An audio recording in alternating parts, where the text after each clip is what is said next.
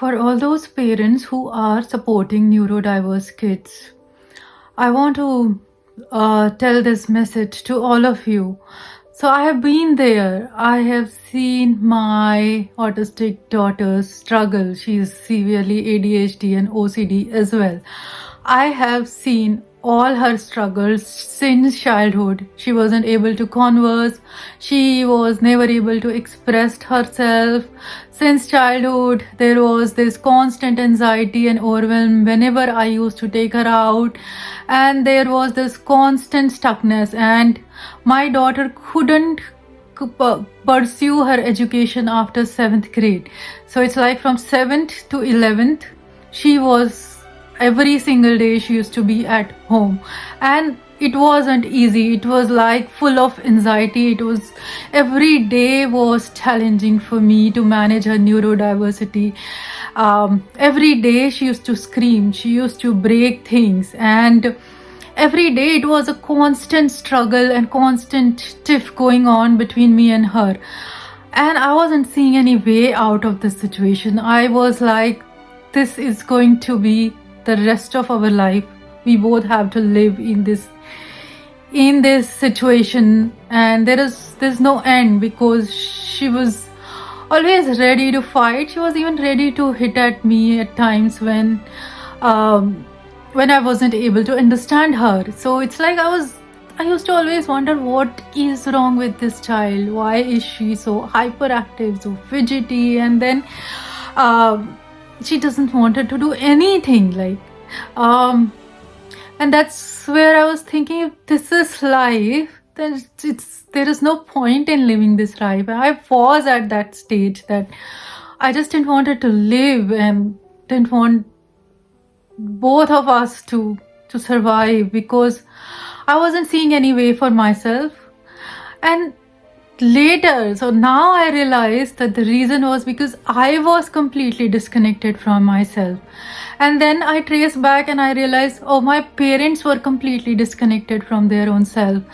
So what this disconnection is disconnection from the expression and experience of your own authentic joy, your own authentic inner peace and inner happiness.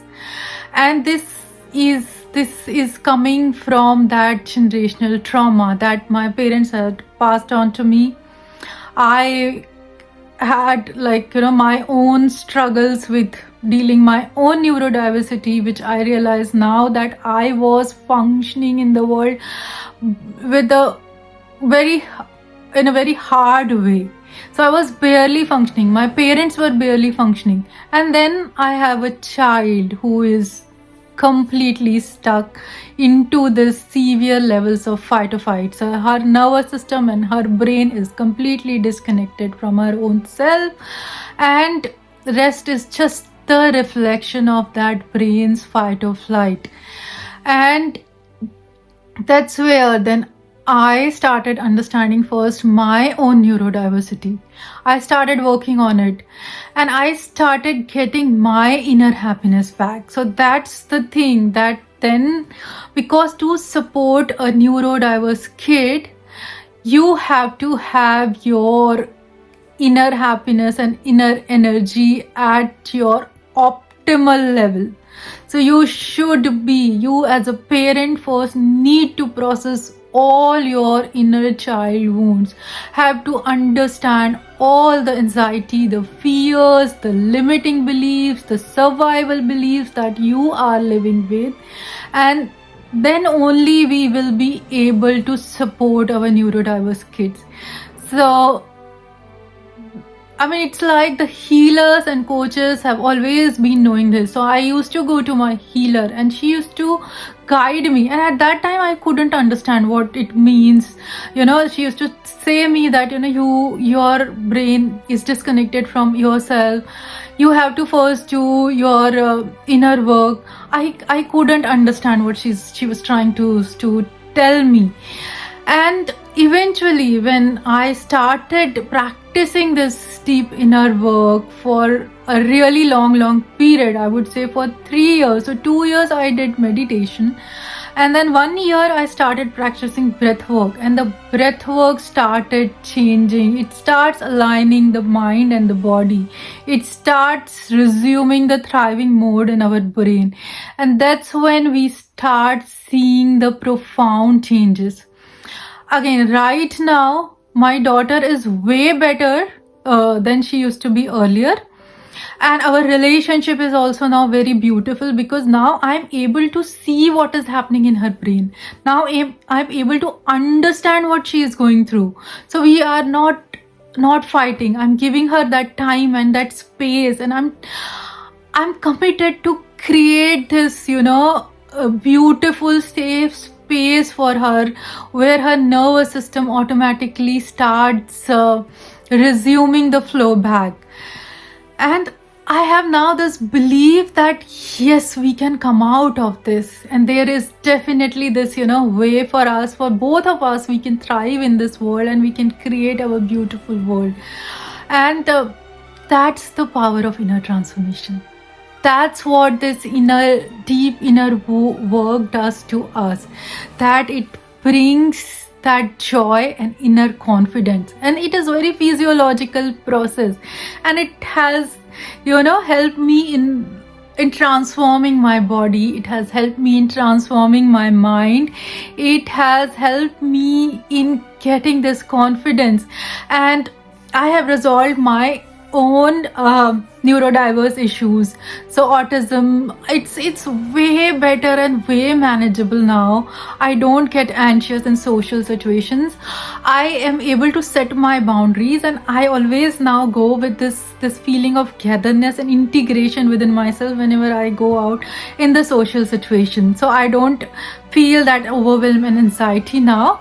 This is also the reason for this is because when you start practicing breath work for a really long period of time, your amygdala, which was adapted into this heightened state, it used to constantly scan the environment for any perceived threat.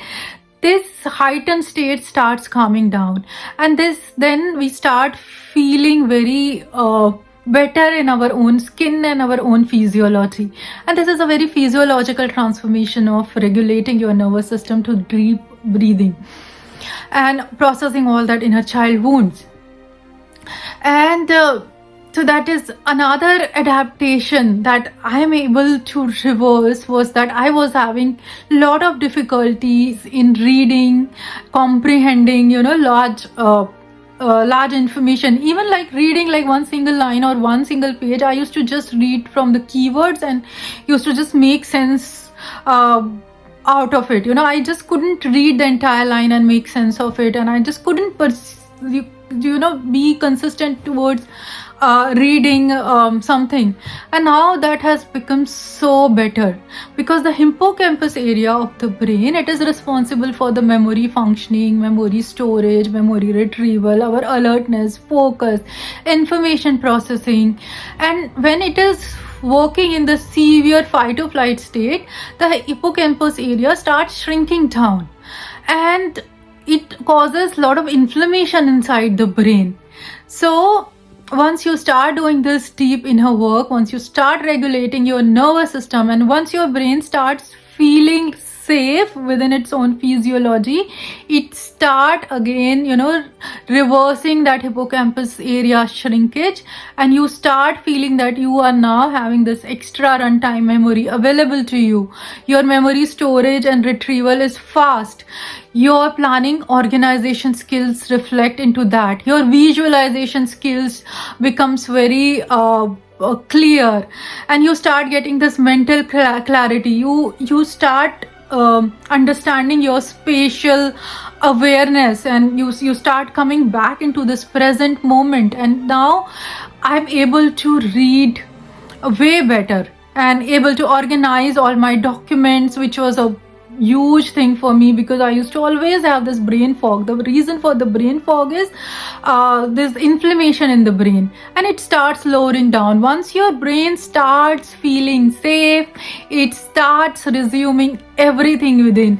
And this has been like our ancestors, the sages, the yogis, the spiritual people were always trying to say this. The healers know this secret for ages, that if we as human, we do not process our inner child wound, our emotional state, we cannot heal ourselves, and it's going to be coming back in the form of neurodiversity and other severe mental health issues then.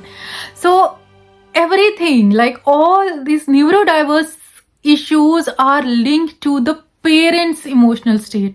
So what is my emotional state? I have passed that down to my child, and then her nervous system is completely functioning into this severe levels of fight or flight. And for her to start regulating her nervous system, it is not about fixing her, it is about healing my own self. That is what I realized in my healing journey. So it's not about taking her for therapies, and it's not about giving the medication. You can do that. There is absolutely, even I'm giving my daughter the medication, I'm also taking the medication, but medication, therapy, strategies, they are not enough. They are not enough to manage your neurodiversity. You have to, both the parents must be committed to their inner child healing work, because your child's emotional state is coming from you. It is coming from your parents, it is coming from your grandparents, it is coming from their grandparents. So the child is simply carrying that imprint of the generational trauma in the form of nervous system dysregulation, and it is a very, very physiological process. So until we as a parents stay committed to our own healing, our own inner child healing, and we have to go through this holistic healing approaches, we cannot just rely on the doctors and therapists. We have to take stand for this diagnosis, what is reflecting in our child, and then start supporting the child. So for children, the best therapy is you give them the Reiki healing, or take them for spinal flow techniques, take them for acupuncture, and do that for consistently long period of time. It will take 2 to 3 years, provided you are doing your own deep breathing and inner child healing. So once you start getting your flow back and you are working on your child energetic alignment, and then you will start seeing the shift. So it's like you have to stay committed, and you parents, both the parents, have to resolve their issues within themselves, because you cannot support a neurodiverse kid with the issues that you both are having.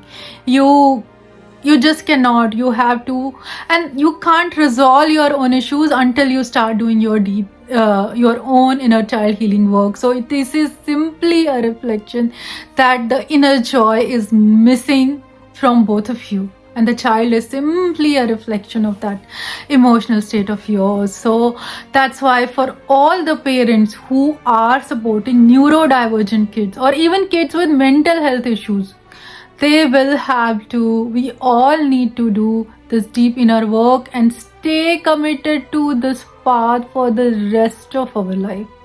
Then only we will be able to unturn that imprint of the nervous system dysregulation, which is coming from generation to generation, and now we are simply carrying the imprint. So we have to take this stand that it's not going to be further affect my child's life, and understand your child's passion, understand your child's creativity. The creative power within us wants us to express our creativity. The creative power wants us to express our authentic joy, our authentic feelings of happiness, our authentic passions. And if we are not doing this, the result is going to be the fight or flight state eventually. So it's like always the energy, the inner happiness is going to be reduced in the future generation.